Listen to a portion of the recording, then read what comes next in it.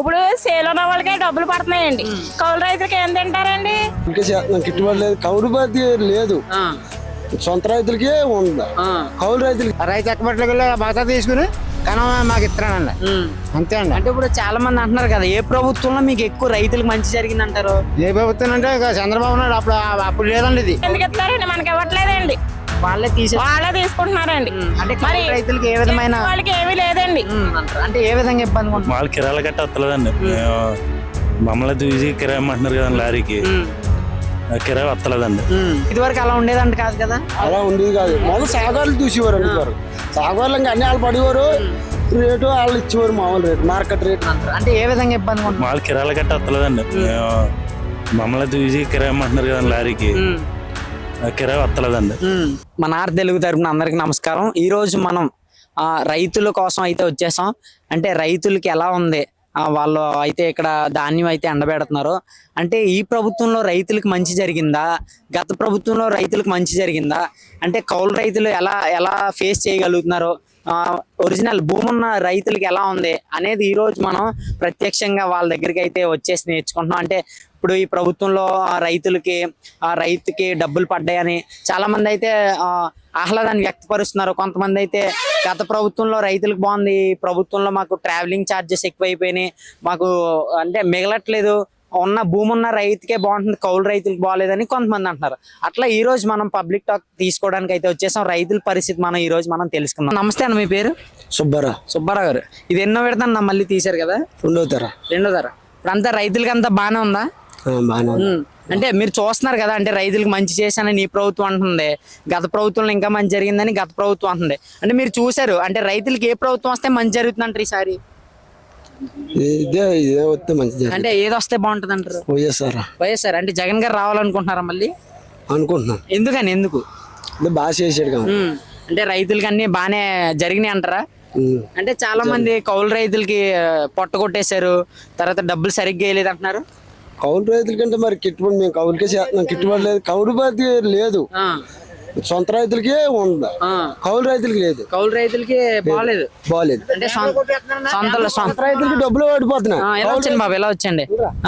కౌలు రైతులకి డబ్బులు ఎక్కడ పడతాయి? సొంత రైతులకి బాగానే ఉంటుంది, కౌలు రైతులకి లేదు, డబ్బులు ఆడతలేదు.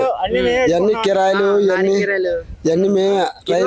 ఇదివరకు అలా ఉండేదంట కాదు కదా? అలా ఉండేది కాదు. మొదలు సాగులు చూసేవారు అంటారు, సాగులు ఇంకా అన్ని వాళ్ళు పడేవారు, రేటు వాళ్ళు ఇచ్చేవారు, మామూలు రేటు, మార్కెట్ రేట్ ఇచ్చేవారు.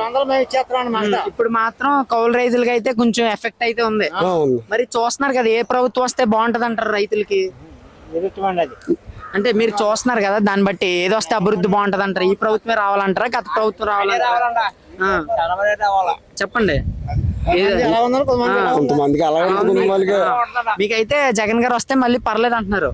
అంటే ఈ రైతు ఇప్పుడు సొంత రైతులకి పర్లేదు, ఇప్పుడు మాలంటి చేసేవాడికి మరి డబ్బులు ఏం పడతలేదు కదా. ఇప్పుడు 10 ఎకరాలు చేస్తున్నాం, ఏం పడతలేదు మాకు. అది దాన్ని బట్టి అయితే ఈసారి జగన్ గారు వచ్చినా చూసుకోవాలంటారు. ఇలా రండి బాబాయ్, ఇప్పుడు ఎలా ఉండబోతుంది మరి? అంటే మేము రైతులకి ఇలా తిరగండి. కౌలు రైతు మగతా మీద 1600 ఇస్తున్నామండి, బత్తగా 1640 రూపాయలు చేసి మా బొక్కెట్టుకుని రైతుకి ఇస్తున్నామండి. రైతు ఎట్టుకుంటలేదండి, ఖర్చులు, కిరాయి, కొస ఖర్చు, కిరాయి ఖర్చు అన్ని మేము పెట్టుకుంటున్నామండి. ఇదివరకు రైతు పడేవాడా? ఇదివరకు చేసి కూడా పడేవాడు, మగతా మేము ఇచ్చేసేవాళ్ళం అండి.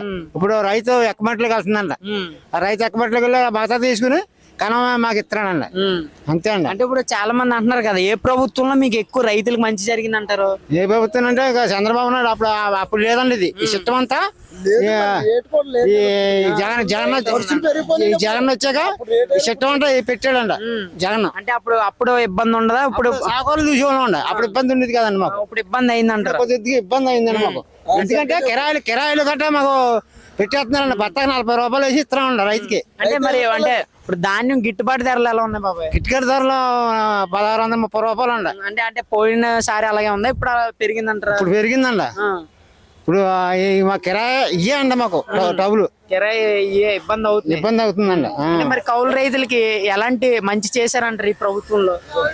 అవును ఏమి లేదండి, అసలు ఏమి లేదండి. కేవలం అదే ఉన్న రైతులకే, ఒరిజినల్ రైతులకే సొంత రైతులుగా చేస్తున్నానండి.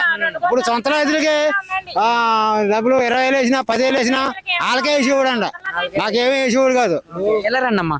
ఇప్పుడు అంటే చాలా మంది అడుగుతున్నారు కదా, ఈ గత ప్రభుత్వంలో రైతులకు బాగుంది లేదా ఈ ప్రభుత్వంలో బాగుందని చెప్తున్నారు. అంటే మీకు చెప్పండి, ఏ ప్రభుత్వంలో ఎక్కువ రైతులకి లబ్ధి చెందింది?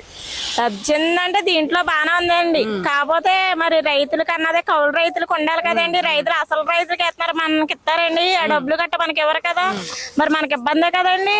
ఇప్పుడు సేల్ ఉన్న వాళ్ళకే డబ్బులు పడుతున్నాయండి, కౌలు రైతులకి ఏం తింటారండి? మరి అదండి, దాన్ని బట్టి అయితే కౌలు రైతులకి ఇబ్బంది, చాలా ఇబ్బందిగా ఉంది. ఇబ్బందేనండి. అంటే ఏ విధంగా దేంట్లో ఇబ్బంది వచ్చిందంటారు? ఇప్పుడు 5 ఎకరాలు ఉన్నా 2 గుంచాలన్నా ఇప్పుడు జగనన్న పథకం వచ్చాక క్యాష్ అని ఇయ్యని ఎత్తున్నాడండి. ఇప్పుడు మనకి ఏమొస్తుందండి, కౌలు రైతులకి ఏమీ రాదు కదండి, వాళ్ళకే వస్తుందండి.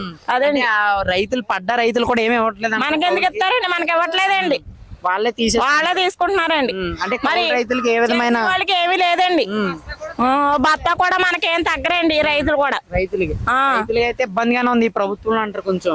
అంటే ఇబ్బంది అంటే దీని గురించేనండి, సేల్ ఉన్న వాళ్ళకే పడుతున్నాయండి. అది అంటే మరి సంక్షేమ పథకాలు ఇవేలా ఉన్నాయమ్మా, పర్లేదా? సంక్షేమ పథకాలు అంటే ఇప్పుడు ఏమి లేవు కదండి. మరి ఇప్పుడు ఏమి లేవండి, పథకాలు ఏమి లేవండి. అంటే ఈ ప్రభుత్వంలో పథకాలు ఎలా ఉన్నాయి మీకు? మాకు అమ్మఒడి వచ్చిందండి పథకం, అంతకు మించి మాకు ఏం రాలేదండి.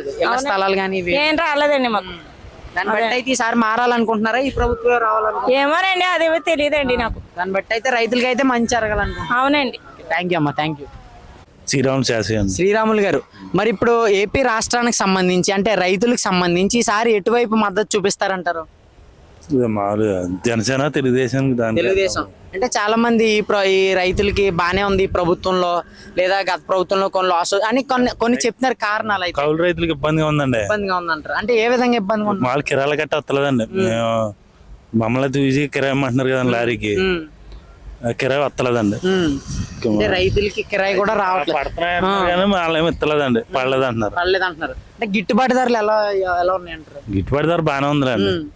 అయితే ఇప్పుడు అతను ఖర్చులు గట్ట లేకుండా 15, 16, 30 అని పెడుతున్నాడు అండి.